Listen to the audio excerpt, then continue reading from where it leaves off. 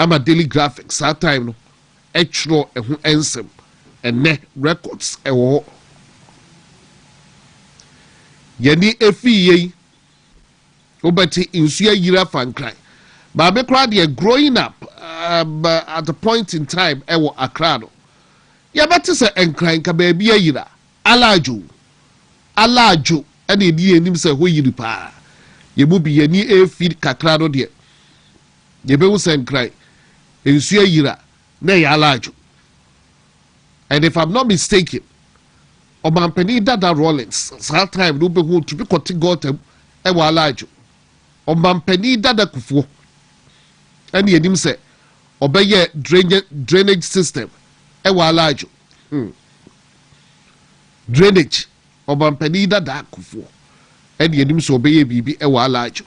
Enti me no de me think like akrado be beka se baby a flat here na je say alajo. Ebe nim no na afi de kokọ kommia hohoro na afi obehu awo hie area ho last time e ka kwashiman o ko Santa Maria hodom so ada ho kakra no na flood ne mia baby ene de akra nyina ensuo amene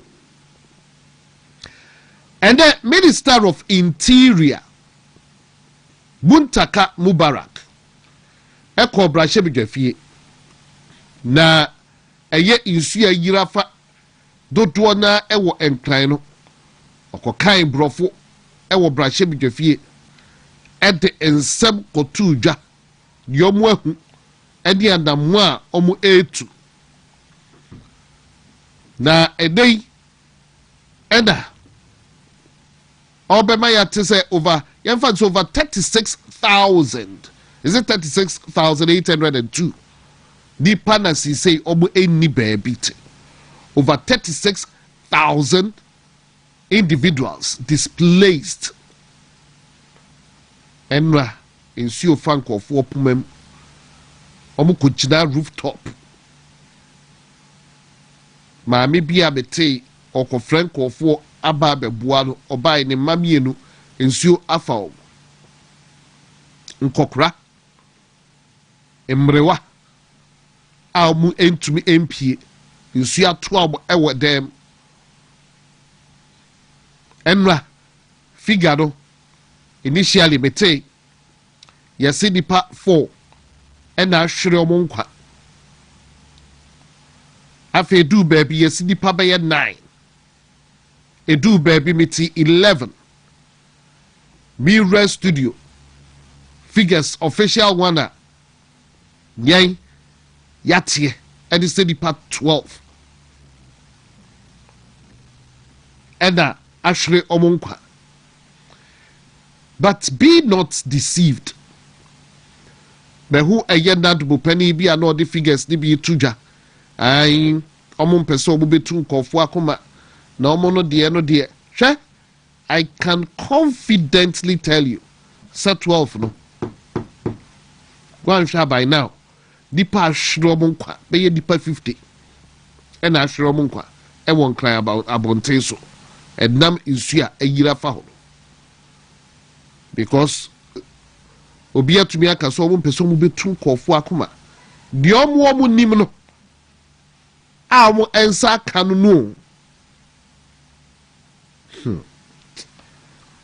ene upe odehye no wayera e won kran bepem ne uhu na probability and say insuo no e de no ko ade enso afi na nadmufuo enemu ene ena mete say ye the marine police eko alajo marine police echo fish out individuals ewo alajo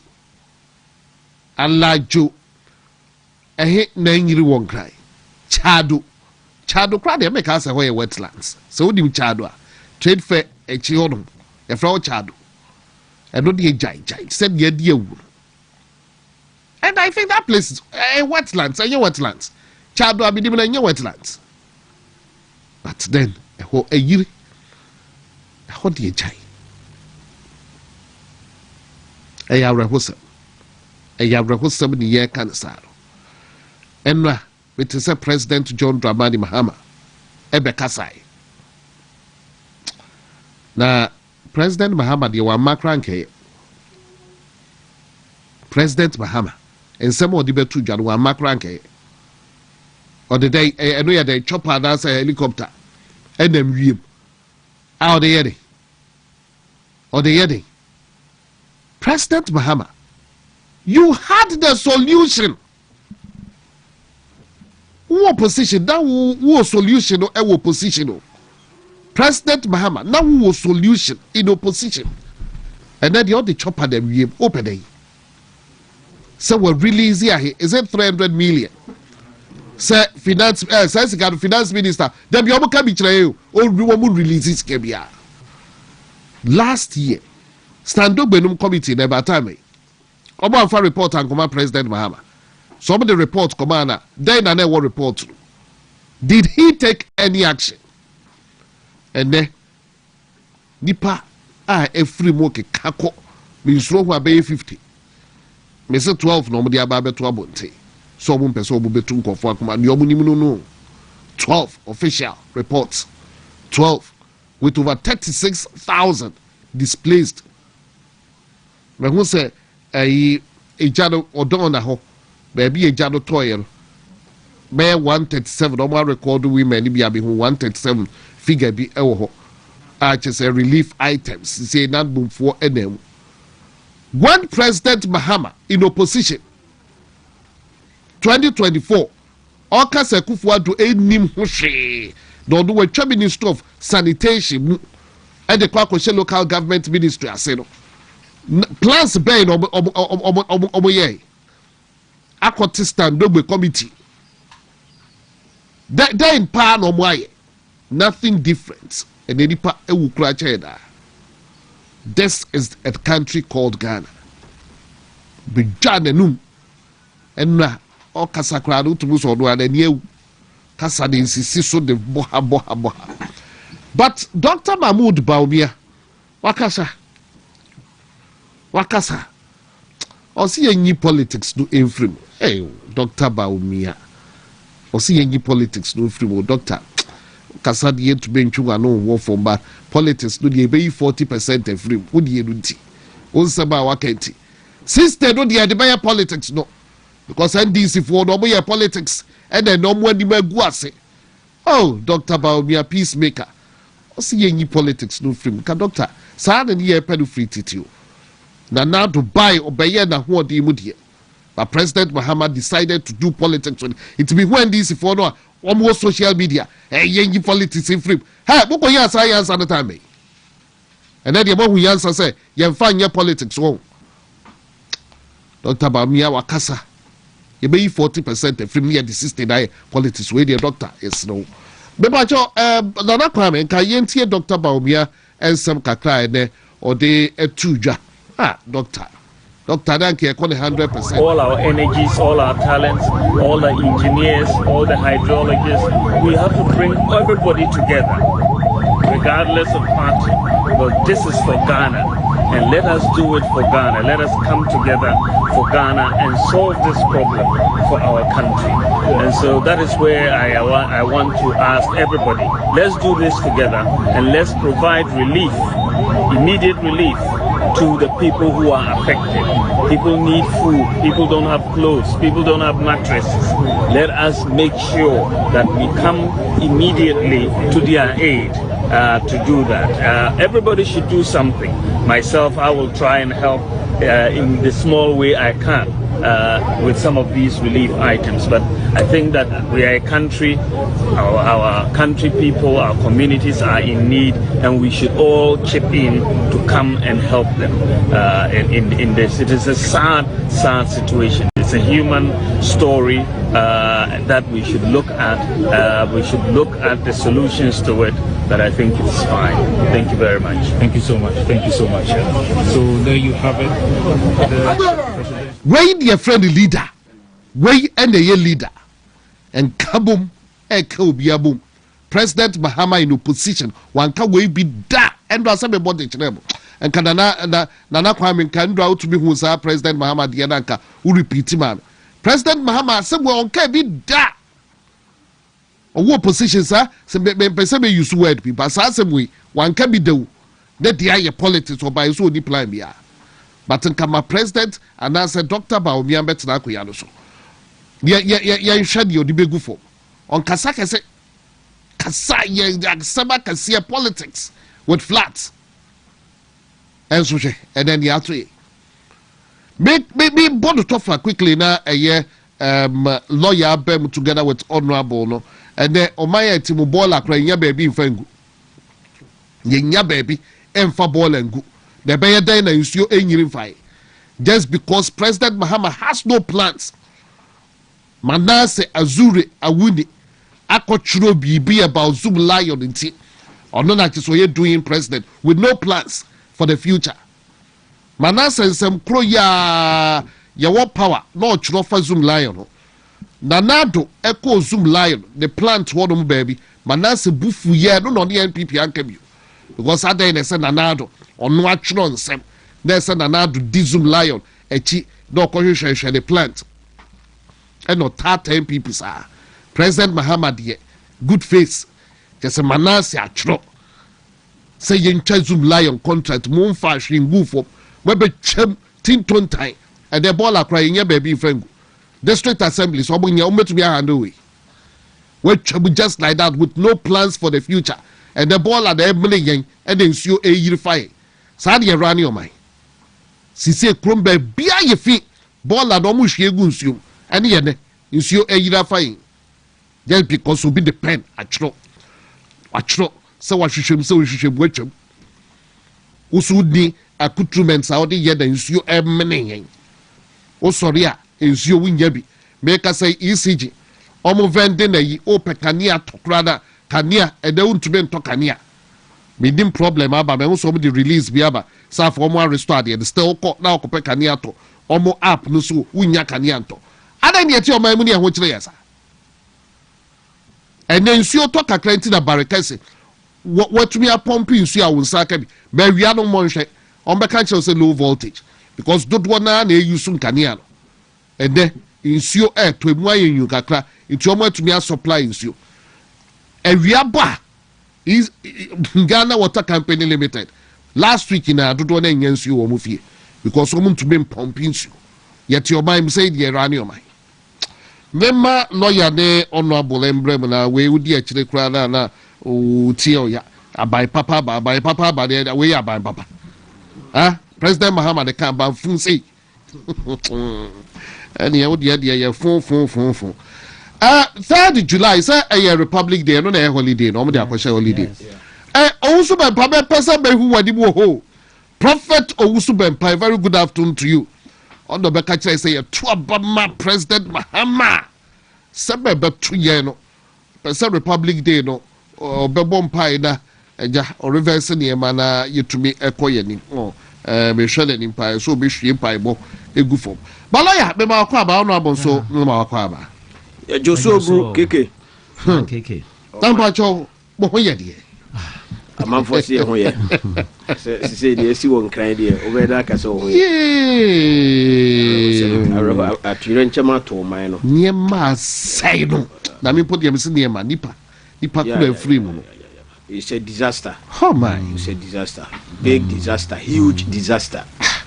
Nya de ketwa. Na last year atuire nchema atuye so tana say akọ July bi say ya o. I'm not so sure about it. At your channel 2025 be brave by. Yeah. The night have me cry Nkwalana or Moko, sorry, or mobile Ashanti region high on be free. No. Oh, some kind of things they were around 26 or 25. Last year 2025 no so see.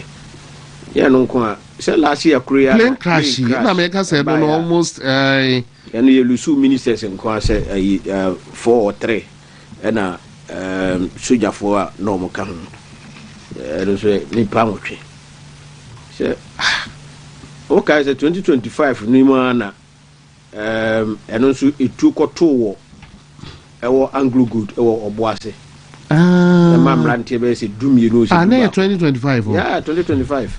Ah, 20. Okay, so no ye LD. Yeah, early part of 2025. So almost ku season. Ah, mo koye yeah. And I'm on a soldier for no kunya clash ball. And only power say 12 was say no so. Yeah. Enti disaster no dey. Minim so usu bempanse mo kan no ade a minim. Actually say eja. We dey agi usu bempa be kire bu. Nsema yesi di. Omo san sensan omo ano san koye say omo ahohoro papa no. Enti ebia because enema na esisi no ano ede. Because say na wo kan wo hwe official figures na so far na che say omo si nipa be 12. But omo so omo ayira yi hu omo no. Omo nim numbers ni sisi ya. Omo ayira.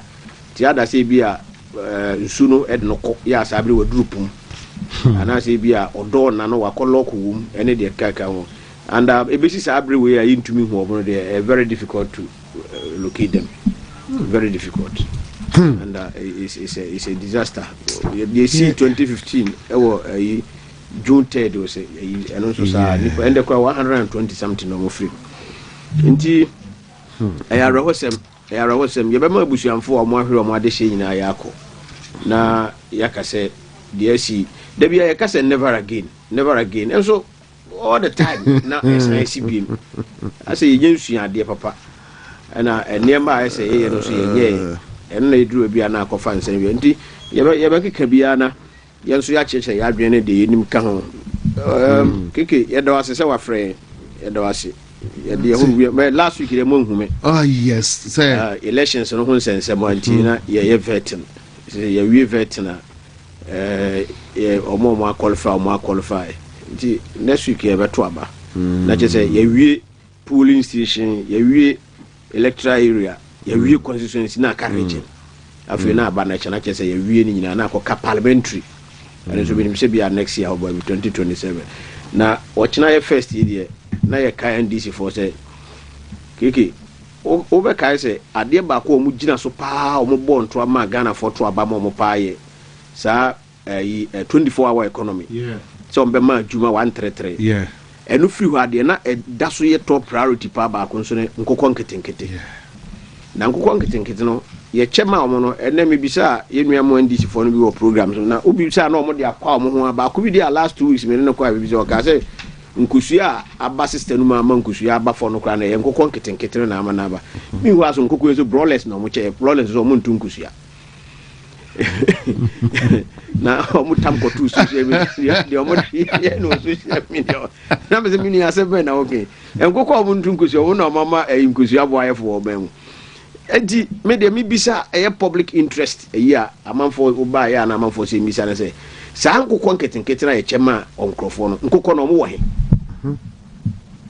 because nkoko we no ayire so ase omo ka chense se 2 weeks o se 1 month na omo anyini ye che ye 4 months aba enti omo awe ana because ene mi nua na me ne ko bo no do no person o che nyina so omo awe nkoko no nyina na nkoko no so nya sahara president ka kire ye o kan wo opposition say ye ma nkoko no a obebubobuo o da ya mo no odo so am obebubobuo kakra bi wo fie ne ya ma nkoko no bi nkoko no tukosia a na wato nkusia no so nkoko no so nyini a na waton na wanyi ska to botom na ye ka unemployment once nti na one of the solutions to adwuma obetumi akreti ama nkofo aye no enu bi nkoko nketenkete no nti be ma nkoko nketenkete na watumi ayi na nti se moye omo na mowe omo de a na omo dika nti se sia ye be sa be ma omo bie ma na no mo asen akowe adno so omo di man DC ayi fence ayi supporters nko a me constituency omo 55 wo ba na okura party ID card nti se wo ye constituency executive a wo nye 10 na omo ye ward for no me fa say ye from polling station no and so 55 ebi wo ha omo gi a omo beduru fie kura na akokọ na ewu and if you look at forces budget for 2025-2026 sika ya spend was had 200 and something million Ghana cedis o enti mo achicha nkokọ de ama nkrofo mo awe enti ye na minua na de na o kana say o a policy omo pese Ghana for ye nye taste for local chicken na ma ye yi adwen free foreign ones no so na ndisi fo nko amowe a me meda nya cha taste no bi omo di omo abusu yafo mo kwa amowe kokoro nyina enti nkoko we de ba bi omo bi akeke mesra mo hwehwe mmae because policy be how the bar your policy implementation and variation and I'm one and you say you to me a assessment who say policy no achieve ni aim and I say achieve na ya kwase sankokɔ de ama nkrɔfo NDC fo ɔmo nko agye nkokɔ no akɔgu ɔmo fie ɔmo ayɛ ɔmo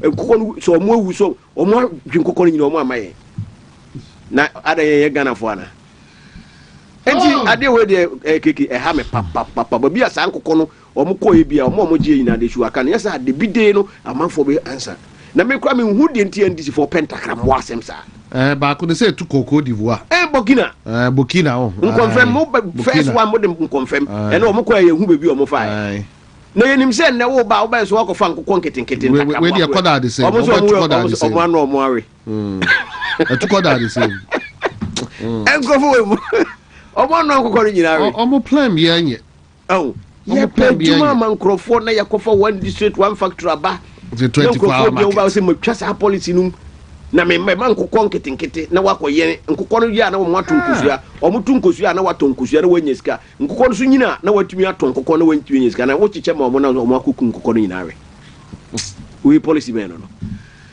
but honorable Andres Bediako ene na wote no keke no me won krato ma o baby ayi rante bi wo brekum okay obo se program no eya mo mi line to no so mo nka ni pa bebre baby dey ya no mo kan no dey bia enka you will start ya na se bia wo baby be 5 minutes na 10 minutes me won say dey bia mo dey nkrai ma enti wo no producers mo hwe na mo kan wasem because amafo omo se omo peso because omo se munu am omo western ya omo de omo bie nti omo tumi kasa but ha so omo peso omo kasa ni movement ni omo tumi kasa nti ha omo pa nti we dey nkrato amede nam ne no mo hwe bi mo mate honorable kasa gina na be kai eye post bia Sam Jata George post to enra na NDC for as hafe na omo nyina yansa na ba after floods na fe de yansa na ba pa Sam Jata George mamu nche ye bufu awie we enra I think 20 hours they say it goes into enra. Today has been a tough one. When the Muslim be about lawyer for my constituents and largely residents of the Greater Accra and Volta regions. The flooding was devastating, and the damage may never be fully recovered from. My heart really goes out to those whose properties, homes, and livelihoods have been destroyed. We must, however, have a really frank conversation as a country. We must, however, have a really frank conversation as a country. Building in waterways, over-silted drains, poor town planning, irresponsible disposal of garbage, and winning activities. The list is endless. As elected officials, Sam George, kope baby da. And on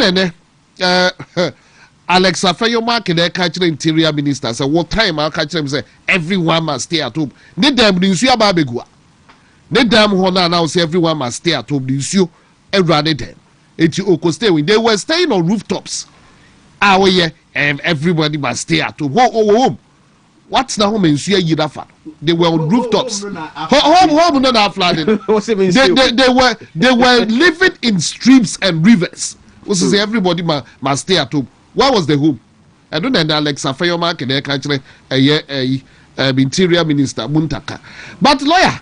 Membra wonchanye na bepacho ho me ho ya pa na virus ne ho ye and no me the number be mama me ntia no mama ntia and then you wan kokot e wa Italy in fact na ya Matthias Day okay say yakum 3 justices of the Superior Court internal lawyers nyina kwa sorry but I'm free mako change nchenya aso dem na me free but internal sad day areho for the past 40 years. Even say we are 44th Matthias Day. The bar and the bench on one morning the death of the 3 justices are no more the Superior Court of Justice. In response to our call for reconciliation National Reconciliation Commission EIF by President Kufuor ne time no say am fa bone nchenka tesa nka nanka wo se nipa bitua nipa bi soka ebi ne Justice Fred Poku Sakode ya kwache na Judas Yomkukun no Cecilia Kyeremanteng Ado ana Kwadwo Agye Japan Justice omunyina justices Cecilia Kwaku crowd and no your band and it's an bakurenu near Kofano near Cocoon. So and 44th Matthias Day. Na in as much as money yes, Chief Justice money in an crying no sad disaster see and yes some money sad the justices of the Superior Court na yedikum but when said they did well because so we could be a kutamia ade amoye no enya de aye rebe fi omoda because nipa boni ni a odi omo bone no yede omo wudi eden so omo spirit gu so enti na duru Supreme Court ani mo omo na omo statute na commander bi kura kan ho but onye lawyer enti no ono ya yede bonus was I am fa hwe ensi no so enti ya forgive you the wrongdoers no ene the kawo omo cowards na omukum no but yebe kai womo ma every Matthias Day ebia no rule of law yebe kai emra na hwe Cecilia Kwaku or questions our Provisional National Defense Council PNDC omo ye 1992 constitution omo de ade bi bewuram already sa section 34 hona omo de ade bi bewuram wa say no member of the Provisional National Defense Council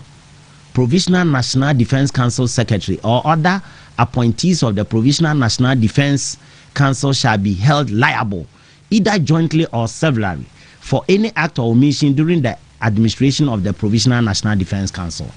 Where your friend forgive us our trespasses. Omo ye Ghana mra ni nyina wie no mkofa we di be gura mu. Ese ye nyentum ana ye san ye na ye gitum. Se boni bia PNDC. Ombedi ye nipa bi omukun ni bia no. Ma Ghana ni bia ntimi nkwase omo bia ntimi nche omo bia ntimi nfa omo nkokot. Nti our constitution. It is not lawful for any court. It is in the constitution. Yes, section 34 of the read. It is or say it is not lawful for any court or tribunal to entertain any action or take any decision or make any order or grant any remedy or belief in any proceedings instituted against the government of Ghana or any person acting under the authority of the government of Ghana, whether before or after coming into force of this constitution, or against any person or person acting in concert or individually to assist or bring about the change in government which took place on the 24th day of February 1966, on the 13th day of January 1972, on the 4th day of June 1979, on the 31st day of December 1981, in respect of any act or omission relating to or consequent upon the overthrow of the government in power before the formation of the National Liberation Council. Ekosa. Etomu wie no we Professor Kumado atudin forgive us our trespasses. Etomu di boni ni nyina wie no de be shemu. 1992 Racha Chuchika tamu nyina di mu akotene for 1992 Constitution of the Republic of Ghana. Etomu nyina ya we and on my this idea we be shemu forgive us our and no court on this land court to be anyhow boni omudi obetimi akwahyen no because omudi ashema me agya atuma ba mana be 1992 Constitution na hwe the Mammy Cecilia Kwaku, they are not about to no Mukukun, no Assembly or kind. Make a honama, what who say Areho, and then a lawyer for the bench and the bar. Bar no a lawyer for a bench near judges for the bar and the bench or the bench and the bar. I mean for bench the kind because omo a year my loss. So the bench and the bar and then I know near they cast any panions. The Mammy Cecilia Kwaku, Assembly or kind. Or say one must not ever case be more odi case no ana ode two dwa ni case no na me kan portion kakra bi ama watie ne nsam ne bi oka so one must not lose sight of the fact that in a revolution a lot of things happen any cause obi ama refuse say revolution time so jafo take over no enema happen a lot of things happen and nobody questions the makers of such coup d'etats or say sa enema ni nyina say obi an question wo nobody questions the makers of such coup d'etat. However, when they seek to clothe their actions with the responsibility of legality, then sitting as a judge, I will have to look at these things clothed with legality, with reference to the norms of legality with which we are familiar, and the test of validity that are applicable to the act of all legal tribunal. Now I am just so be the revolution, the muasem no di nkwase asem no mo de mara abebo mo ho ban but ni kwan se obi tena ho se obi yinani eso wonhwe na onim omo de be share forgive us our trespasses no sa section 34 no o kan asem bi wa ha tie book ya make say she was the first judge to have questioned the traditional provisions of the armed forces almost the transitional provision wey be ko shame we your friend transitional provision and this transitional provision wey omo de bi ko shame na Ghana 1992 constitution is omo de be shame ono ni nipa na question sa de no o say edu kan on a question, she was the first judge to have questioned the transitional provisions of the armed forces. And no question. As a sab bonny, moody bonny, and I'm de embra, a clue from Honamade, a bomb home by way in an asama, okay, kind of far noir, ye cocoon. Now, Oshet Nin Samnas also told Waka, which you say, Judge, you know you'll be a picture. So, yes, Cecilia Cranton.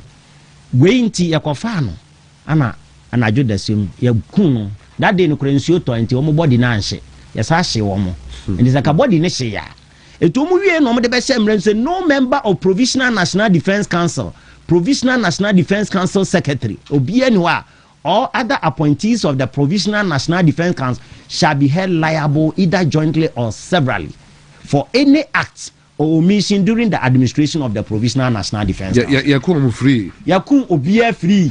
Wa boni bia do bia you do free.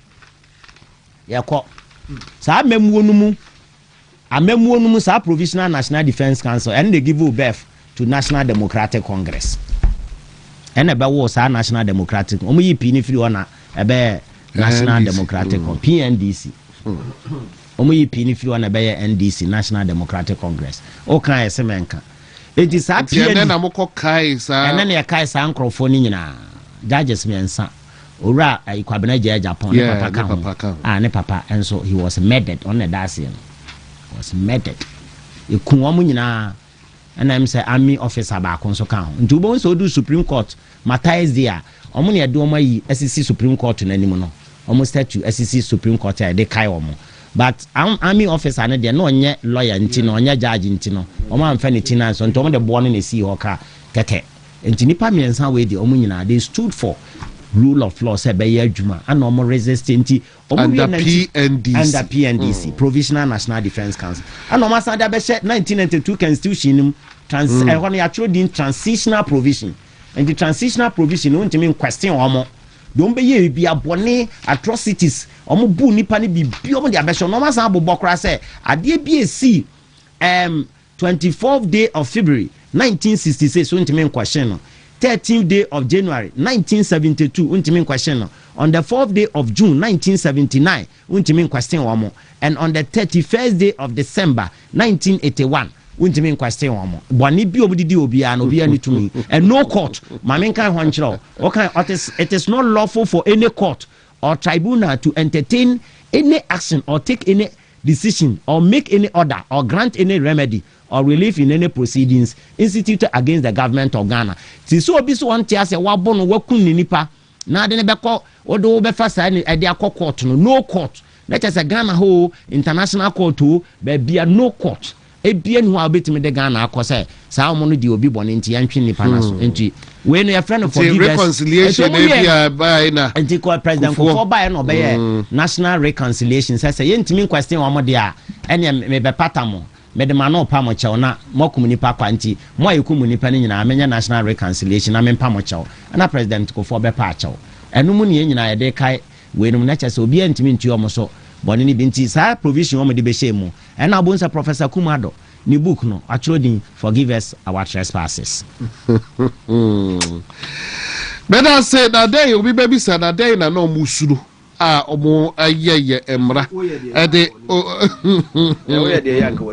ai dey na wusuru odi ababe keke areho because I ocean see e kai wo ma areho ma me no decisions ene say de no osikasa omo nyina o judges ni nyina so hwe obi ade a no mo mpene ma bone enti omo ntini akwachi omo kum and there was a matter of rutia PNDC for ni bi eno na ma omo ko mbechi ni kun no sa portion no kamani boso an kamekan ho no mo kire o di tia no abromo boni omu di ye no ampene so ama omo ene ekofa na anadwo da so and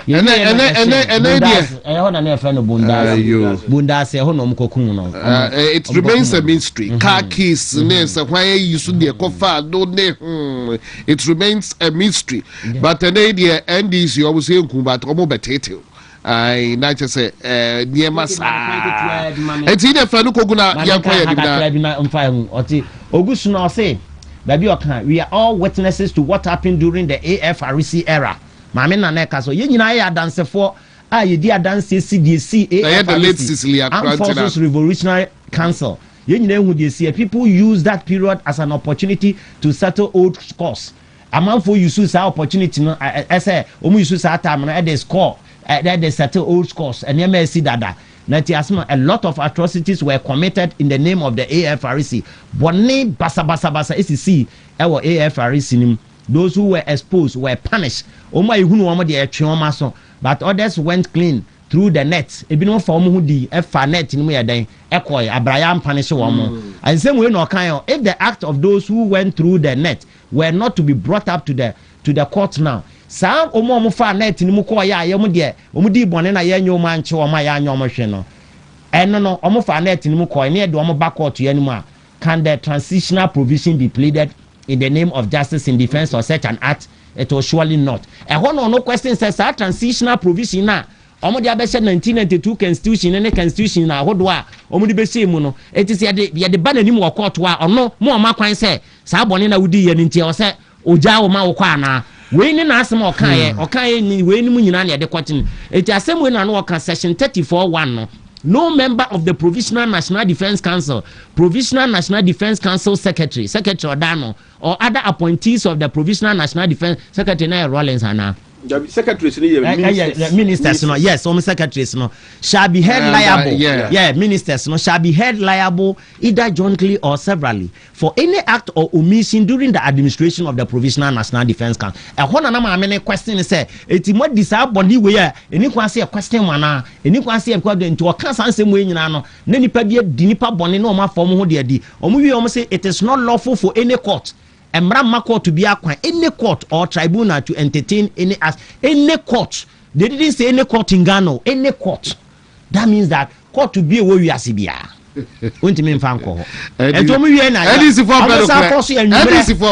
My lawyer for say yan science akrata 1992 Constitution of the Republic of Ghana na be ya mranti aja tumwa into ya dan wa question to na constitutional review okay say na mpo de mpani free so mbe ya free mu dia then na wo so mu yi free mu no mo anyi asawadi card abase you see ya free bi group norm no aye case na kan we ne ye law eno be give birth to constitutional amendment one ya dey ban nti one way ya sa constitutional a transitional provision on be sa fa de no so asan be shem because one family shem obi be question omo it when statement amame no okay or see those who were exposed were punished omo ehu omo ye twe omo so but others went clean through the net ebinom fa omo di so let the last one while they by if the act of those who went through the net omo fa omo di ye no were not to be brought up to the court now ya former ama court there.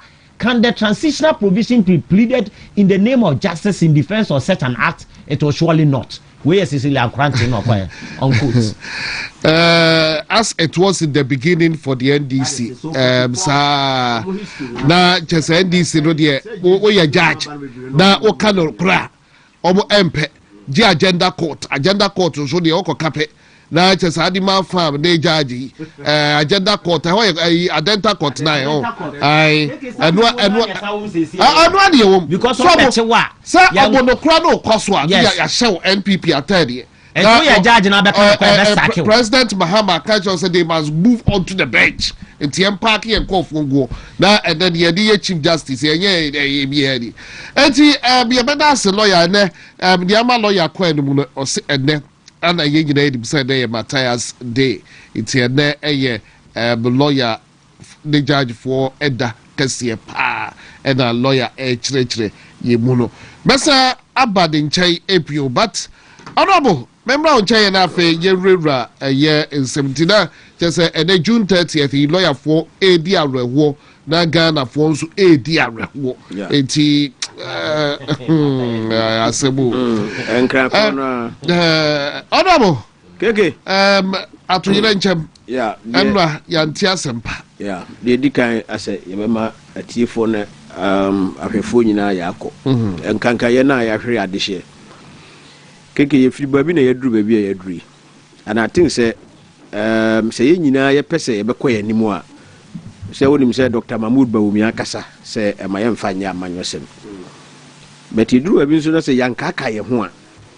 Man nsem no ye hunu baby a ye firi ba na ma wonnim baby a wo firi ba wo hunu baby a wokọ fi se saa akra ne nsu yiri enye nne ne hyase ye nyina ye nim se ye nim se bet over the years no escalate the amana ba saa akra bi ni se wo se population wise akra sisia no nipa na doso afi so baby a nipa doso saa na ama ye settlement na enya problems. Na wohwe nso a akra ya baby a ewo form lowland area enti obo se nso no e free aburi areas ho no nyina mopono nyina eso na abafo because ebe pekwan asena ko see num enti ya na the problems ba wohwe 1960s kra na graphic kra e publish e bra na flood esi wa akra na baby a e ma asem no koya ade kra ye 2024 2023 a ye ba beto aba na politicians ye gina simpi so ana ye bontoa entoa mu na ema president the current president then opposition leader kire yen say all solutions to all the problems of this country nti yen san fa man because we say our experience why president pen nti na onim kwan ye problems ye wo Ghana nyina onim nyina nti obetumi asolve nyina de amaye so he spoke a lot and the party for so ekeke bia ma yehu se omo kan ye duro bi kura se Akufo-Addo ye Nebukadnezar na onu Nebukadnezar na oye no initial president ne say we say 2020 as nsu entumi anto o se Akufo-Addo amamu boni nti nsu kura anto biem ade anyankopon na control nsu no osoro na o say Akufo-Addo ntia then some of his boys eduji tamakulumo ekotra social media so a na omo akotu Bible say nipa bonefo di o man so a ema o man no CP enti Akufo-Addo ye nipa bonefo nti no ama Ghana bibia ankoso omo ye politics ya the black star cry ye bobo ni omo de ka ho ema John Mahama cry ka say ono the black star no ba obegu black star cry na the local players nko na be bobo foreign players ndi obetu omo agu be cry enti ye say ye be homegrown black stars na nsema NDC for kan opposition ena da bia me ka say nsema omo kan ye no ena me de judge omo because me I know say NDC omo ne ade papa bi obetu ya ma my way but the kind of opposition no if you are able to implement even 20% 30% kwana enka we are good to go and the president can say Akufo-Addo aban no a create the affairs Ministry of Sanitation ya na mama Cecilia da pare da no na sa ministry no oba obegunu ogunu a or the more responsibilities na be kwa local government ministry no na ni nyina na say Akufo-Addo aban no agisika enyesika bebre e de free World Bank ya say ska no esenka wotumi edibi etete odo ne nsuo ne yi e won kran ne mu nyina onye eno na mansu yiri no fa nti wonde oba obetete ni nyina na baby yes o mu kran ni nyina o matumi akran na tumi abo ama eye fe say nsu yiri na jai lo and behold oba yeso ogu sanitation ministry no ampa and all the additional responsibilities from the sanitation ministry no can local government ministry no and also the chieftaincy can ho na the NDC for year no na ade ba kwa no mo say na wo kama na si asem yeni manase nsem o tworofa Zoom Lion enti ya ma Zoom Lion ne contract ya no wo aban mu a ode ye adwuma drug masters no a subsidiary of Zoom Lion omo na ya no mo te odo river all the time omo twasa contract no enti for the 2 years ni anopa okoboy ankasa okovanda po enu ankasa o si for the last 2 years yenti odonum ndisi ni na last month ya last 2 years 2 years ni ndisi for omonti odonum na eye Rollins ba eye Zinato Rollins se wonim se on na ye MP e wo sa areas nyina ogina parliament last month ye e kan say ohun se obia e dreje odonu biem. And we should be very careful. At 2 force in scarce or release my ministers in the year, Sikarma. enti abayo no kan saa asem no na obi a na wo opposition na mo sem wo solutions to all these things na mo buy 2 years mu ntumi nti odonom enti nso no to he no odo ayi nyina sisi enti nso de fa na mfa nko ena nkrofo so ye wura all the time e de gum ene na asem no enti se wo cancel Zoom lion o se o ndc for ho se ade e wo mo so pa ye anibre enti na se no ayemfa ni no you see and somehow mo kan ye na mpa ni ampa ni nua na mpa mo ba ye mo cancel sa contract no ye 2 years na monte ayirim no nti solutions na president Mahama say owo e wo bra no wo position e wo because wo ba ya na wo for me tax force say wo this stand up with to ano so mo no mo hwe flooding so e won kan say omo report wo me ka say ya better na question pen say omo me ehunu report wa omo generate so far any solutions omo wo hode ma o man be see na yehunu hwe ena nsu koto nra akofa nsemu yaba na ode se Zoom lion kra contract na mo kan say problems kra wo ma enye no say as a government one na Transitional wa hwene ba bi a enko yie mo siesie obi si on person wa asem on pe Zoom lion for asem ti yenye na sa nipa wo ya o mo wu siesie wo quantify a ene sika a esenkai ban de hene so and then they also at force release 300 million. Nanti sa ska na ho na he fa na na wo. Wonim say ye ko raining season. Ya e ho na nso to a e de asemba. WONTUMI and direct say at force in releases come from minister for local government on fanya adwuma. Because currently no mo Zoom la your adwuma na mo de come assemblies no. And the assemblies cannot perform. Currently, Oko assemblies na the only contractor I hold Zoom line on so to me adwuma no a contractor yen ni san ye ansa na yefira ban mu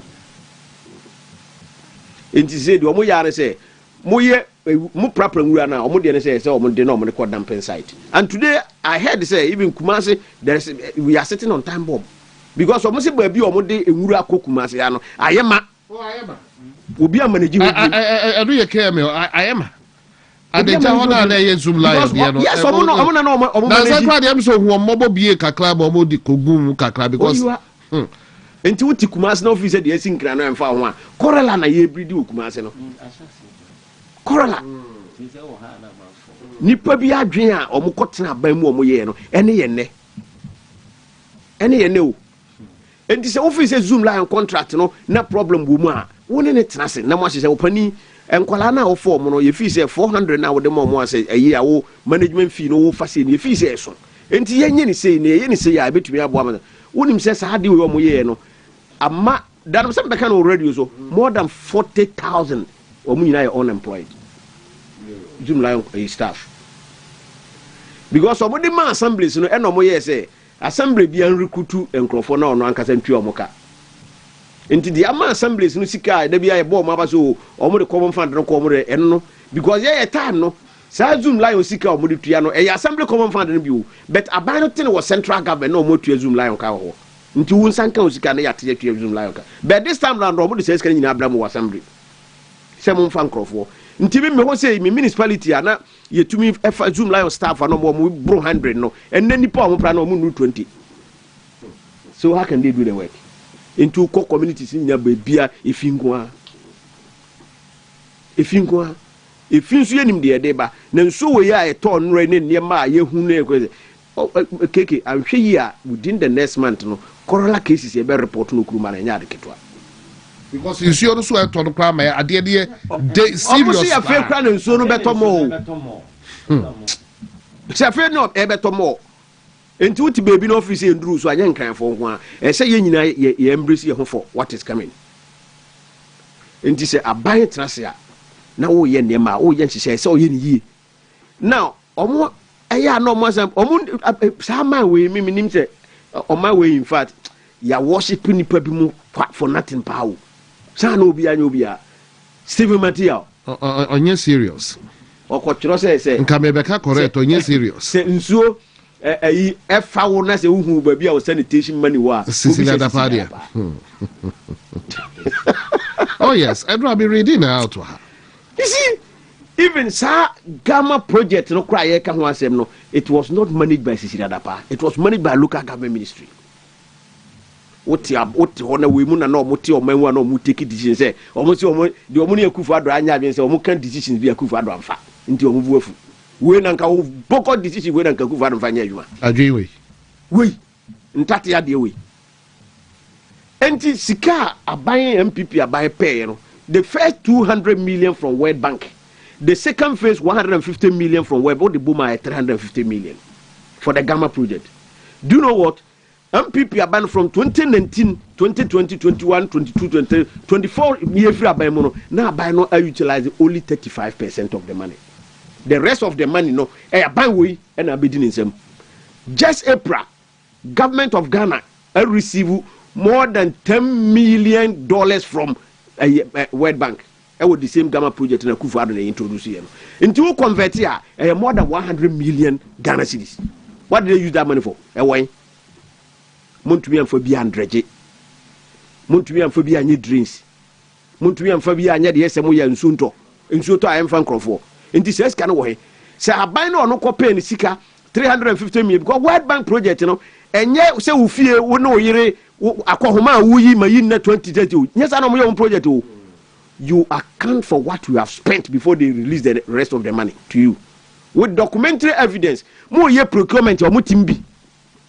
Into ubeti for World Bank for sika. Into abano or copy sika by 350 million or no utilize it not even up to 40% of the money.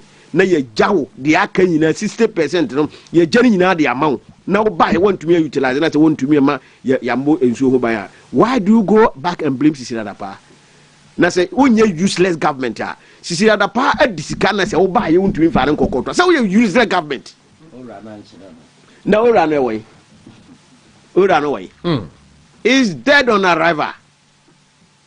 We run away fa.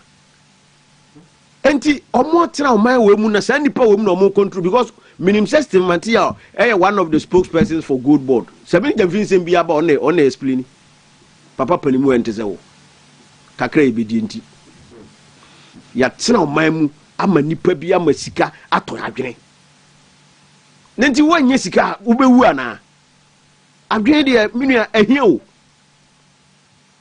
Na enema wo ya mokaye na nkanya Ghana na se obia be pese obebu oman na opese obeje akunwa na de opunwa se ese ogina platforms no kan sem bia because won se nkrofo adwen wo form je beje adinti na nka obitimi gina ka chen se mekwa akotu borehole e wo koko afuom na me de polytank esisi so na motumi de spray mu koko so na nkrofo je no mo bo mo nsem pra po mo ni age na sa machine ekotu koko ebetwetwa koko nu nyina na wura koko afuom ma. You see.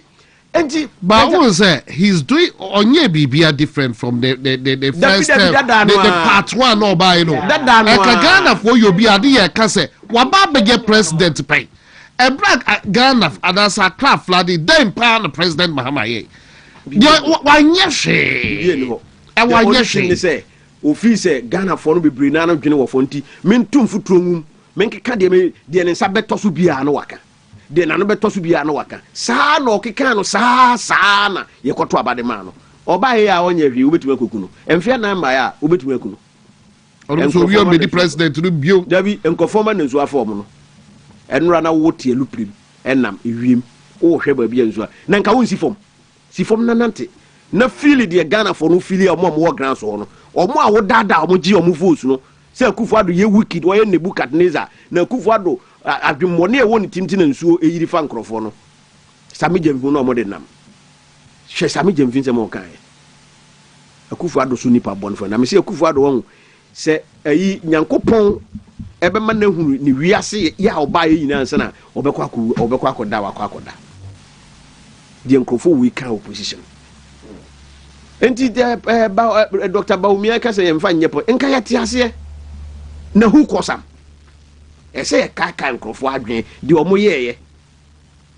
ye kaka nkrofo adwen de NDC for ye no opposition de president Mahama na Nkansah na wadi president pen wadi ayi MP wadi minister wadi assemblyman wabedi ayi vice president wadi caretaker president wabedi president aba na no jina simpi so ansema na okekeni. And I will say NPP they release by na NPP release no mo de buy you know na question standowe committee no say and then one share them who ministry and say so I don't cancel about sanitation ministry nephew and then one share them who be at the end papot because you let me read if you feel say and MPP and release or the buy or feel say standowe or your deputy chief of staff now or no and or barbershop oversee a year South flood day. Why no Kwaku cultural disease? No, I deputy chief of staff. No budget no the day no the year. Andra MPP released the report so we call on President Mahama to one immediately clarify and consolidate the flood management mandate under one accountable ministry. The current split is producing paralysis, not results. Remove the deputy chief of staff from a coordination role. He has no authority to enforce and appoint a single empowered minister to lead. 3, provide a full public account of the anti-flood task force, what it has done since inception, what the helicopter surveillance flights have achieved, and how the budgets were made available to it have been spent. And the last one, stop redirecting blame to citizens and take personal responsibility for the governance architecture he designed, and that is failing Ghana. I said, no, Kujinama no nina, oh yes, a Ghana for blame Ghanaians, and that's what President. I see attitude many have been say partly to be blamed, but when to find in Andre, the Dabeno who's no say attitude. Dabaya, a brand now boy Kufuado Tiso Darwa. No can send for Kufuado, my brand. Satam no names a Ghana for your attitude. No name. Inti and then one say attitude and a man so yiri. Inti the Sino dear, make say is rather unfortunate. But President Nkansah, who say, and Raya no Kasana make say, or Becassi Abia, oh, and your mamma make a can opposition in a Monfanche. Never who says sooner say, what say officer or so smart, or no threat in so ye toy and the magnitude. No, they justify say 2014 the toy saying a net here, and 2025 say the toy, and net you know, and I could 80 something. Now, you go explain tire. I explain. And I would take Parliament na US of A club was Kabia be different right, but flats to be seen what I'm saying here. Baby, I'm Eti keke ye be sere Ghana for say opani ye kase ye DNDC for na chi a ye nyina be wu nti ye nyi ne ye mo ye ho ban fi say omo ne ya ho ban bu bia de man ye nyina ye mbo ye ho ban because the esi kumasi a me matetete no ya nya very careful ya nkwa nko hunu zoom lion for no ene omo ankasa na omo ankoso manage because ye say omo wo kai say central government esi tu omo bisi na omo ntua ye nti omo so omo ato site because ni sika na odi aye ndi se mu fi se muntumi ne wopani ne nya adwuma bi ma ne ka na wono munye na muntua na ka na untutu machines na vanko na mumpe bi na mumfa mbisi ho na munye adwuma se be ya yenso ye ho beto enye sa je me da bia me ka se covid isi kruma andi si time isi yanka yi na ewuwi na ode se corolla ene be si kruma ubehu ni po mbeka kruma se we mu anate akodwa so dia ye mo ye ho ban se be ya corolla no enchi ye nkura na woko wani koto andi si so na corolla ka chewa na ujejiriji but who say Ghana National Fire Service I beg your pardon about 12 dead said the American nearly 500 flood victims rescued. That's according to the Ghana National Fire Service. Lawyer okay areho you see ya na the Bible suano enye kese de then so kakra minimum Bible we read Proverbs chapter 29 verse 2 assembly or say when the righteous are in authority the people rejoice, but when the wicked bear rule, that is when the wicked rules, the people mourn. You see, I want to for the or minus one. Any panidia who receive or manage it. Name omo trimo den for abone for edi or minus one. Any person appealing. Sana Bible no eka prove we no kind interpretation highlighted the ripple effect of leadership. Leadership when leaders possess what moral integrity and act with justice, their communities what benefits, leading to peace and gladness. Conversely, when leaders are corrupt, some are corrupt and as ungodly, it leads to widespread what hardship and I say oppression and public what distress. So Proverbs chapter 29 verse 2. Echre so my share so where His Excellency John Dramani Mahama ebra oba nyina no na eyade a otumfu trogu amanfo ani but na Ghana for fi say oh we second Jesus. What they fear every time before me beba nsuiri so every time o share boss mema mo ambulance oba no ma pragia de man ketengete no de ma yo pragia pa no kofa se de ye community hwan na hwan pragia no kofa maya whereas anado dan Kwaku ado ne pension His Excellency John Dr. Mahmoud Bawumia etimi to ambulance nkwa be 350 over 350 na dem country region bia nyane de including Ashanti region anya Ghana for yefe Ghana for show pragia no de bre we was san by another enema nketenkete bia mo san be say ye boho se kokofuo bia mema mo boho ye dan ewom meba be tu boho wo wafuo na de spray kokoko so ekire se entro ni bi no enema nketenkete owi a wasase mema mo nkokọ nketenkete enkokọ no menu mienu ti ai obi adhu a wonya abie omo monya abie nso a menim de enkokọ no aduru enkokọ no so a enkokọ a omo ntu nkosua enso ndc for say eno na amakosua bo ayefo owie ye osase mesam unya kosua nketenkete anene so akoton na chese no so anema nketenkete owie ye osase mema mo 24 hour economy nketoa ene se osemeba besi dwa we wo ha no akọbọ aso kakra no akọbọ we wo ha edwa bia nhu a wasi ede ama obi for 24 hour de twato okra osemema mo women's bank mema mo ma bank nketenkete eno so besi sene enkran pokura ye capital kra yensi sa bank ni bi ho His Excellency John Dramani Mahama obi anim se enti enya me nwanwa se ne ma we sisi o na ensuyiri eyi ewom se nipa su etimi lead to sa ne ma ne bi. But let me tell you, SS oboniye ni di oman no so oman ni si apini every say omu yie die ne hia omo na nya me ne omi enu eyie die because me ne omi enu yie die ne hia oman ka zoom lion no matter the zoom lion abeye bia anka omno mbeye adwuma yi ama bola ene uko mikro mu adwuma anka sekase a odu kwan mu abomfa ho ho na mehu se zoom lion for abeto bola ni ayi for no sa pra ayi for no pragia for na ayi for na bobo ya for abeto bola ni bia de agu kwan ho pa o ekwan ho pa na minim say ya anadwo no mbehwe gu ho say nso community na ma omkwan so omma mehwe gu ho so just keke utimu say de ekoso no enya de but stress no na enya kura no utimu say zoom lion na ye adwuma no ye na nsen ya wo hye da be ye frakadam wasan bai oba ya de obeka ne say oh ode nsamansama bi beba a wo ho no ma ne abesama na bieni ba bi eto bola nugu a ehne na onkoto bola nugu e basa na osama nipa na wankasa un provide ba bi a ye de ko zoom lion so mbeten sa na ma we nya aba adwuma no wagu no na bede no wanya ayi onsama ne besama obi a ne bola no wanya ba bi obekọ akoto wagu we ya ban a e wo se Ghana fo nyina hunu se a ma ye bibi pa bi amfa ama Ghana fo oto a o se dollar so ate anunti hwene ma ekoso sa ban obaso bia ensam esie ye ensam akase nko a o de hwe obaso bia ensam esie eyensam menu tama enkra ho nsuo sa si ho no ma eni pepe na ye ono anete so anasa me ono akure ne san teso enti ma men committee fallacy of what hasty conclusion the mere fact that or teso asa de ni bisi ye na ebiem asan abaso na ebiem besasi it's a fallacious statement mama committee ma men committee na men fankasa fallacy of hasty conclusion eno so maka say yo maka.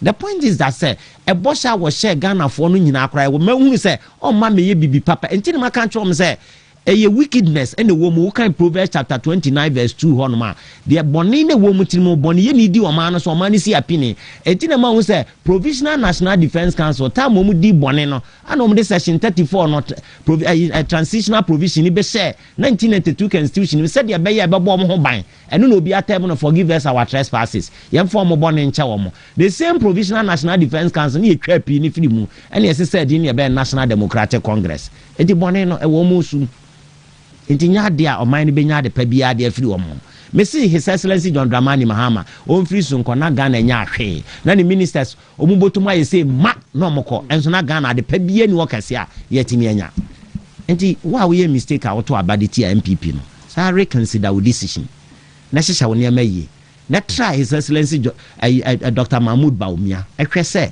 this time wo behu say enye ne man ketenkete enkoye pragia ye de ambulance na what be pen pragana mu kura na mampontene kwa so a amane e ko so ni problem ni nipa prepra okọ hospital nipa o mu na mo bubu wo hospital honma okọ tafo hospital mamponte hospital okoduru wonu manwumre na nipa o mabubu enso yese de praga be ya ambulance na no me no obi ka so ka chem se mentiase no ye community hwan ye fe ne sen hospital kete enketwa na obesisi no se ni bibia ye nkete praga nkete nkokọ nkete 24 hour economy nkete to hu no asaba a women's market nkete wan no asaba nkokọ nkosua so no nya nkete na boho enso nkete wa afuom wei ye de to aba manipa bo hye wei nipa beka wei a na Ghana fo nyina botwi ni akoto aba na de awan se wanya 1.7 million votes keke nwanwa o kan ade cha ne aba bechew se hunu amamu na ye provisional national defense council na omutwa pi ni firi wa abeye NDC no because na ye PNDC na omutwa pi ni firi wa na abeye NDC National Democratic se hunu amamu na no anu se ye anocratical government mu ne ye anocracy because government no na na say obie wa no ane abechew wo ye se ya ne abechew ni asaki chief justice ye wa ha boss man obi o kira de ne ya left no ne de na call deputy electoral commissioner deputy so was resign wa classroom who said the woman na Ghana for to so one attender in resignation letter. Is it right?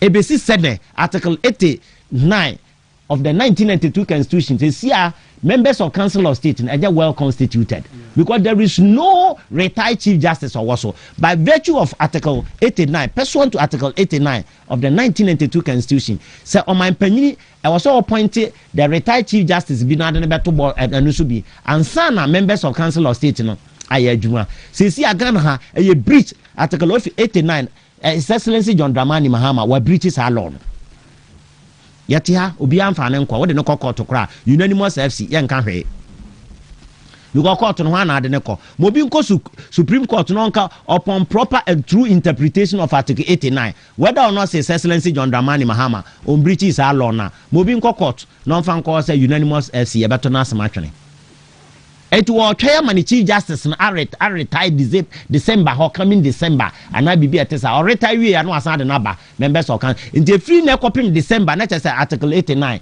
ye tietia so but we read the constitution na metima kotu ba bia kire say so man panyini tietia on my constitution so 1992 constitution a basis a yetimi di remove no e man free so impeach no man free so. And so His Excellency John Dramani Mahama say article 89 opa bi o sisi ahwe say ebesi say na chief justice me na mi busa na mo fidie kase so say o me ma me answer ene Ghana fo nyina answer de nti ebesi say na chief justice ye obi ho ye obi our retire ho ye ni krai wo Mami Theodora Wood e wo ho ye san wo anini ye bo a e wo ho e de ti na san krofo mienu no say toku no no ma wo na tiko na wasan kwa wo na tiko wo ECOWAS court a esemoara because ECOWAS court mo tena say mo se mo ahunu say fundamental human right be a breach mean ese wo mo anka say ECOWAS judges say nipa mien say tena ho no ene wo mo fundamental human right wo mo do mo nkoso nya saa ene na ma regional block no entimi nya adwuma yi a wote wona Burkina Faso ate wo mo na we ate wo mo e mo te wa judge for mien sa makotena mo meteme na mo mfa me nko mo kotena mo se mo ahunu say fundamental human right be a breach. Is it right? And you know say I because one person be bibia tia Ghana na asem no kra mo nyamfa meto gya no na oras rem sai the Facebook wall na beda wasa ma me no o ma buatia no e den no hunu ye ese wo mo anka say ECOWAS justices na o mo tewa o mo de sa judgment ne ba ye wo mo Nigeria ha o mo no.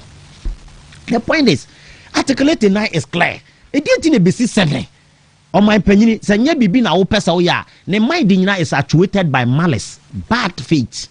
I'm telling you, Metihane na mekacha His Excellency John Dramani. His mind is what? Ne governance na anase na memu na waye no. Ne mind na omudi bu amane actuated by malice, bad faith. Ano omode ye. Editing article 80 na omebu omachire di ntia on point retired chief justice one appointed in FMI. 89 is clear. There shall be a council of state to counsel the president in the performance of his functions. The council of state shall consist of the following persons appointed by the president in consultation with parliament. One person who has previously held the office of chief justice. Article 89 is well stipulated. One person who has what? Previously held the office of the chief justice. Ebesi sene. Ye what to Mami Theodora Wood or ye what Justice Anini Abua. actuated by malice adwembɔne amemu no nti no ɛnam so mu nyinaa no ɛyɛ president Akufo na appointee wɔ mo no nti no ɛnya ade a ɔbɛfa wɔ aba ama ɔmo aba nti ɔtwɛn ne chief justice wei ama na retire ansa na ɔde na aba so wɔntwɛn ne de a ɛne na ɔmɛkyerɛ de nti article 89 clause 1 ebesi sɛ na wɔntumi appoint. It's a breach of the 1992 constitution, and when the president breaches the law or breaches the 1992 constitution, he must also face the full rigor of the law. Okay. No kwa na me catch on. Enti na me go to Proverbs chapter 29 verse 2 e de kira ono. Abdem bonini ebu oman ni si apini. But say righteous no be an hotene ebu man. Look at his excellency Dr. Mahmoud Bawumia. Very humble, very sober. Sagacious what person. Obred ho ase. Ode da form okoto panyini kra obo otumfo no ode no de nkoto dwa nyina agu form ya santefo kra yakwakyira ote kokoso a ebi okra na ye nwora na mu mpaboa emu nkoto dwa nenso ya boye mu ase kakra bato no ode nkoto dwa nyina agu form papa ne bre no ho ase. His excellency Mahmoud Bawumia obre no ho ase to the extent say kwan obefa so ne kasa na botre ye to aba oni nkuguo kra me enka nwie wase megyae me parliamentary ayini nyina akra wo de megyae se de Ghana yie yonti umpe nipa we na apehwan no akoye ne Christianity and Muslim ti onto abama na Muslim ni de obu maya enye yesra Christopher yesra mo reconsider mo decision. The best governance ne say oye ne oman ne pe no serve oman no enye the best governance say bia obi ye kremoni, whether you are kremoni, whether you are Christian, no judgment is given to Christ. That obebu obi aten say the university and he say His Excellency Dr. Mahmoud Bawumia ba no den hye pa be gu apam no oye de bia dachi nyankopon ne obi ka me se obi obebu man bia wa mu yie a be se siga na gu ma ho ana de be ma wunua no wato gold ni nyina de ama wunua no dachi nyankopon bebu sa kama nyame ne obi ka nyankopon fa on che o mo da because obi tia no ma na koma ho atu hole in heart onya 29,000 crown kwa surgery obi da kwalebu sesi a wopene obi wo cardio center onya sika ni bi enso minister bi sika guna na account mu say cho di omu kan enti omu so mu do obi kokoto yi opa me enko da omu be free so na omu behunu omoto amu ahunu se sika o mayam na oman mu enti sa woto aba e so reconsider with decision. This time is good for Dr. Mahmoud Bawumia. Omu ni leader bi akora wo ba, I'm telling you no kra na me catch omu confusion crazy omu ana nye confusion na de me pesa me choose omu leader be na betimi a withstand Dr. Mahmoud Bawumia and na kwasi practical yan wa come straight forward one to sebe kwasi prat so ho no kire say jeseka yem kobusa nyame ansa na hwan ni statement no kra me rafi ansa na yetimi ahunu say enipa bi betimi aba be president amagana na. But lawyer Medas Papa Day lawyer Evans Osei Bonsu firing with so much fashion and some of the she say we are Ghana dia to cry just dream some one na obu fusa na dream some na obu fusa o my bank cry enti nana adodan kwa Kufuado say na wo se ne man koye cry na to this extent she say be bia ni ho ma be bia ni ho atwe sports no cry sika no cry o release emom ono ane nkofu obuafu no and the president Mahama so go release ai o release ai we ne omo abecha ma omo na just omo akwa be bia tena. But let's see wait a quick glance am sako honorable in China yeah a breakdown and Minister of Interior well no says he say no so far Nipa 38,000 is it 802 and aye misplaced and no all my breakdown kakra say 25 communities and adiano ka pa ga east Lejokuku Ayawaso Central ga Central ga West Ablikuma North Ningo Pram say itina Sam Georgia no dem Wejagbawe ga South Adenta Krowo Okaikwe South Okaikwe North Tema West Tema Metropolitan, it goes on and on. Now all my breakdown and you know also provided a breakdown of the figures. Muntaka disclosed that Ga East recorded 2,000 displaced persons from 400 households with 6 people reported missing and 5 confirmed dead. Hey, and I know Ga East nkwan nipa 2,000 and omono ensuo kam esia bonten a chese do no wo hwe de beye efie baako ahannan si say Ga East nkwan nipa ensia and omo so omo ayira enemu enum de Osio Lejokuku recorded 1,200 displaced persons from 240 households and 1 death, while Ayawaso Central recorded 3,021 displaced persons from 605 households, 1 missing person and 3 deaths. He added that Gan Central recorded 1,811 displaced persons from 363 households, while Gan West had 2,300 figures we cried the idea. Omo akike see this is a Ghana there. Do baby figures no the reality no ebeba bibia kofom no e de ebe hu say nipa omo ho aka no enya asem ketu akra si say 38,802 no de aba na utumi say figures no ko mia so pa atoyira ncham kase pa na si won kran no enya asem ketu akra enti e de empai na yebo empai de yebo si say who say the NDC they've been exposed. They have nothing good for a Ghanaians. There be omni plan bia for a Ghana for President Mahama said you buy 2012-2013 plan a would seem no what else. It be a man mekaho ye who difference bia and they cry the Aye West last time na ye circle ja and I make sense you and then motion yes. But honorable remember when chair ebia any other topical issue obepese ubekum na ensebro de say flats no kra na ma dodo na nia ye but NDC for abo mo pese mo yes atifu angle so and say atifu so na edo na mo pese mo de be change narrative that you have failed and then money maguase na me hu se manase azuri awuni be 4 hours ago he say no ade hit that kind try to justify the entire of the Zoom Lion and some ebaye our person justify the Facebook or kwa wa try something Zoom Lion yes say you obey free masa baby tina nanado went you no the other year nanado and President Mahama and some otie ye and then atu ye you nipa na free mo say the honorable kind I don't know. Yeah. But you go explain to ya. Even the local government minister, the current local government minister, Ahmed Nkansah. I say yeah, no visiting assembly. Yeah.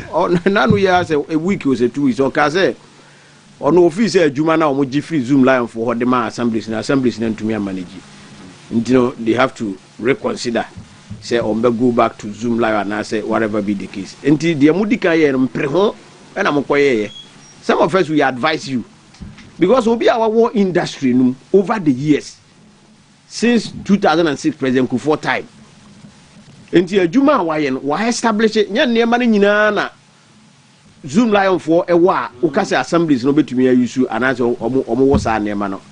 So Obeka say Zoom Lion create almost subsidiaries back or more kofa cars be by towing cars. Yeah. President Kufuor time at Kufuor at 2019-20. Senka DVL say oko lances or car. Nanka what we are 20 Ghana cities. Ewo say be ya to me. Intinka omobe station cars no all our highways. And this say bus or car say ewo kwan so na towing car na ire atu de free na de koshop. And no kofa cars e buy ye nunu mo NDC for ye. Sorry, a Kufuor so den. Omo ye ntumi implement this policy no. And no san twe ne cars na. Cars minim say ni na da so go WONTUMI anyusu. But wonim say ye value number of people ya omo wu afri sa car asesi kwan so na obi de ko wura ase na yi a e more than sa kana na nka yebetu ade ama open. And this be a policy no na e bi a ye nte ase a. Na ye nya abotre na ya cheche mu ama ye te ye ho ase bet ye mfa ni bre bone ne otan enkase enu nti kwambia so ese yetumi egu sa company we or establishing one say no what the company na nyuma bebre what call other African countries what call other African countries because no prophet is regarded his hometown and you know say and now Canada maybe na etosia ese ye no kasa na correct you fix it simple you just don't throw away you are throwing away the baby with the now if I was so by BBS have health system records and then we may be a link the almost an MP I say almost pensive say maybe ye but also need plan B what's that I'm thinking a deep thinking and I want to mean no hono yen can say I deal with that's what him say even a gold purchase ya aba na my currency no ho aye den de ka ho ba omi ade ba the current governor of Bank of Ghana joy for video no ho omoko interview ni say the current vice president here propose ni say o hwe the city stability ni de ka ho no a o say yen to gold na yen fa cushion ye sika no say o kan say enye possible enye adwuma o say enye yi the videos are there this current governor of Bank of Ghana enye yabai yes and so enne mobile na mo say mo to gold ko 10 billion eno na your baby Ibrahim Mahama akwala na de na sha no na de tina zoom la ya adwuma no ene sanitation no man fe no ama Ibrahim Mahama na mom gold no de ma no na zoom la ya say private ayi me ka say sen kono so ne company ni betima yi as first no that be say you gold say first no be na ko yi bola no ba ko first no do o tin suo no say dey no o ya dey aba ya dey aba Greater Accra Regional Minister do na 19 suo Moses asema wo ke unim say even your minerals sector no nyina ni po mo ho nyina mo da no nyina no they are related to Ibrahim Mahama what they offer nipa na mo da ye minerals commission ko gold board ko baby a mo ho nyina ada se na oye ne na ye adwuma dada na ye yi no e no akọ saa no mo aye no nti cartel no mo afọ me just to get money from the good people of Ghana. That's what they are doing. Enti say na President Mahama no to opposition say Akufo-Addo de or abusuanfo mu wie sika na de family and friends wako trafio wo de unua no na ewia de ma unua kan e na wo wia ye sika ye gold na ye neba nyina na wo de ama wo president no say na wo say Akufo-Addo ni abusuanfo mu wia sponsor MP for kura bebere MP ko ya na aja kwambia so ye be tuo say good boy for so mu say betu o ye dey betu see I don't dey economy and one na dey obo ndi hwe and one dey economy no see say ideas and na dey chekere o man keke but mamenka e ye friend say Accra Kumasi road but yes me ba but it's where dey ye go so establish it na me say Sisubio President Mahama ni amaya samaye tintin nyina in opposition ye Sisudua so no can say Nanado entumi manage flats no effectively. No bound the engineers be the engineers and planners. How do go that? There is no to go. Engineers and planners. Okay, the moment just say engineers and planners. Yeah, Canada was the President Mahama and some more kaya. Walk to Ababa the society. Nanado etek akuyanu na isuya baufie. Isuya kakla de baufio and one drew roof. Kakla de ba wa occupy the koi and then a four window. Ha ewo. See say no the agents some Quebec say issue na 500 EBC that you go explain tire say EBC that they see President Mahama and 590 it is out of what talk sepa wo say Akufo-Addo amamu bori that no dey flat and how dey flat na nsu ato ama wa hompe Akufo-Addo wo na nsu to na nsu ato ama wa hompe President Mahama kasa too much wo kasa wo di na chi a wo be kasa ama na ntia nkrofo mo ho akwa says you we dey ato no dey out of a year we dey atopa atopa dey your flag dey evidence o say we dey nsu atopa wo hwe 2024 dey to ye dey to 2025 ne dey to ye na we dey atopa na anti hwan na wo te ye no sika ade mo obodo na wo pese omo fa kwa ye dey ọ̀rọ̀ bọ̀dá ọ̀kan bíbí anaka ó dé wíyẹ dábẹ́ brown Accra Kumasi road ààrẹ hó mẹ́ka sẹ́ yẹ́ àyẹ́ fa fọ́m no ọmọ nam sọ̀rọ̀ náà ọmọ hu ntí na dáná mẹ́ka sẹ́ nyankopọ̀ ma port house mmira sọ̀rọ̀ hó bi na nka plane no so nka ẹ̀nwó so kakra na nka ọmọ nyinaa mẹ́fa fọ́m na ọmọ fa fọ́m ní èyí dẹ́ fa fọ́m a ọmọ bẹ́ hu sẹ́ nipa tumi di traffic for more than 11 hours 12 hours from Kumasi to Accra adẹ́n bọ̀ ne bẹ́ẹ̀ ni yà yẹ bọ̀ ne bẹ́ẹ̀ port house no na MPP aban na mo sin Akufo-Addo ye Nebukadnezar no ho ani ye tuatua no won kran road ye ja tua ya Philibim enti utumi port home na se wo ye mo ahye se de awuredi nyem asemni na aban na wo twam no o ye bypass se mako na wo chema yinsia ba bi wo ba sa wo kokora wudura nyem a utumi use that road no na wakopie na aban bibie 80% aban se menye ye jadi ato na nkofo ebre wo Accra Kumasi enne na me hwe Facebook me hu obi so post o say on from Takoradi to Nkansah also on so di 11 hours enti aban we buy dia ben pa na asesa menti ase o dia no aye keke mo dia mo nche ebia mo hu bi e dia na asesa because everything is getting worse. It's getting worse. Menkai the last time will be complaining say from Takoradi to Accra was spending 11 hours. Menkai the last time. Menkai the last time and I cook Accra. Maybe say me Nkansah me drive wa ebi am check pa bia be 5 hours na madru. And na 11 hours 12 hours. Untumi ndru ye. Enti omo na omo ye sekere amode yakoto sa hie he. Enti dia be mpa fa so na omo anya firim. Enti NDC buy ya eko 2 years e dia na asese wo man we na o complain a omo nsem bia ya omo kan kakra ya na ya abofu sem ko abofu sem se na mpivo mutena 8 years ada na mo anyam se dia ase na wo kan amamwo we ya bu no wo man since independence party ben na sefo na omo abu man we more than ye fe se NDC and the PNDC more than 30 good years ada na mo anya project ya wo Ghana nyina omo kan san te sade akufo ado 8 years na obebu ye no e na satan ye sha ase wo Ghana e na mobile mfie nwotwe ade na manye e na mfie nwotwe na dem na wo mfie aduasa na ade na wanye ana mu ye sa kwan we nyina na akufo ado bai na ode ayi excavator si kwas na otutu ni nyina firi ho ada no mo ke kasa ansem bu nyina obi o se o ti o ye MPP ni a no no so tiba bi ana o support e na ye nya kwan 8 years na ese nka ye ni nyina ene me bisa me nu NDC ni ba ko se e na Ashanti region am se NDC fo nya more votes e wa Ashanti region than voter region. It's a fact.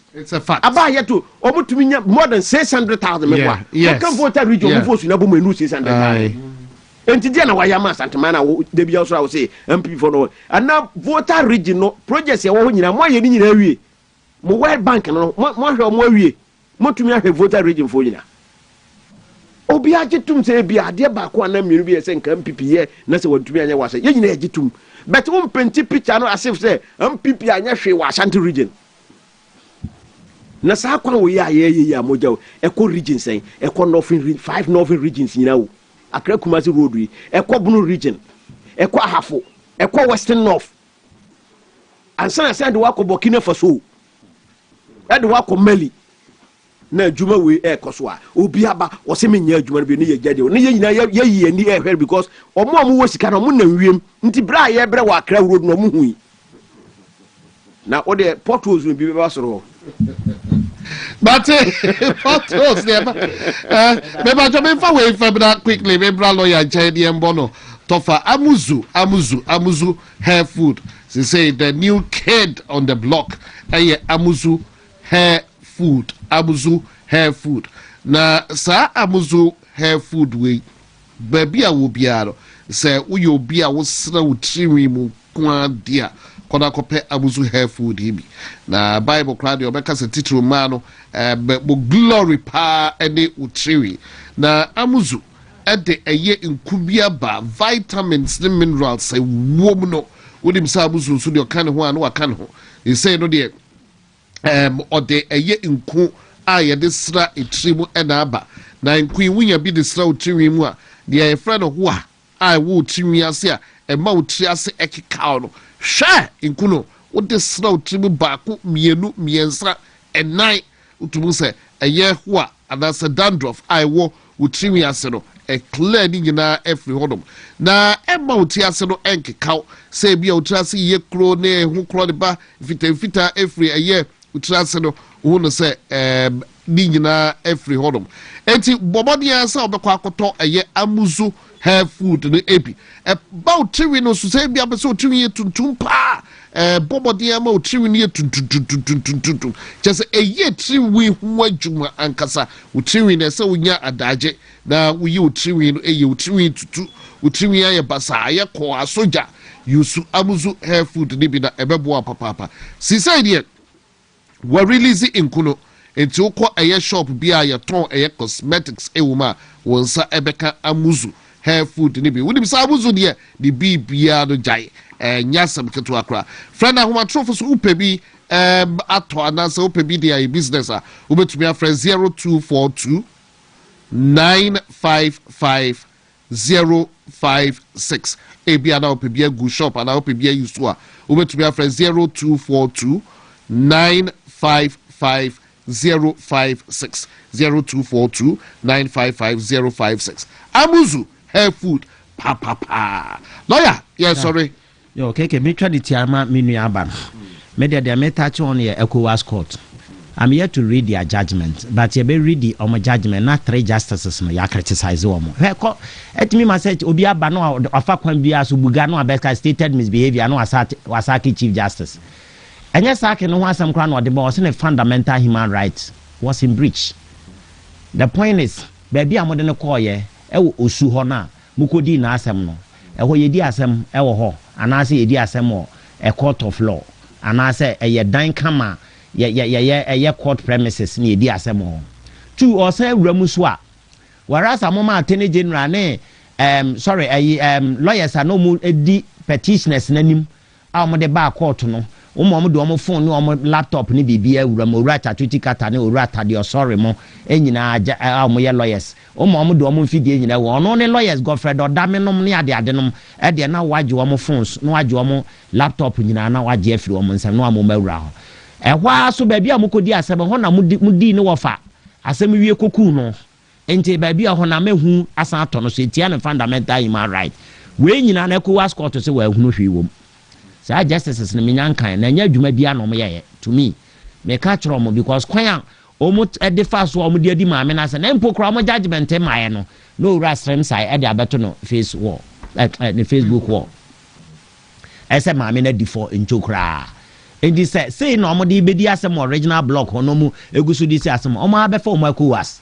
sa na ye ka kire mo ye de hu se pepepe ye ya mfa ni ma me ne ye be kan o mo judgment no ne ahwe paragraph bia any page bia no o mo decision o mo de buy na ya criticize wo mo because criticism de e wo ho enti sesi ano unanimous FC no ma ede ye adwuma ena san koduru ECOWAS court de a enya adwuma wo ho na ban foforo so beba ono so be sakram na me di besie no na ma chia varis on say the papa na wo ye on ye modi na so papa na wo say wo Italy ho na menu aba nso koyi ni emma nyina koyi ni ti koyi ni e pod no ni menu aba Ellen ti varis baby a obi amini keke varis ya chia on ye da wase mate the keke eno all right it's better lawyer Ivan so say bo so as better honorable and the young go so as the Chamedics council men kan kire da matter honorable da matter e wa fija kwa bere oni honorable onyina ese adwumanka se kase free fa de e kwa adwumanka se kase kwa ase kura na sa omumienu ya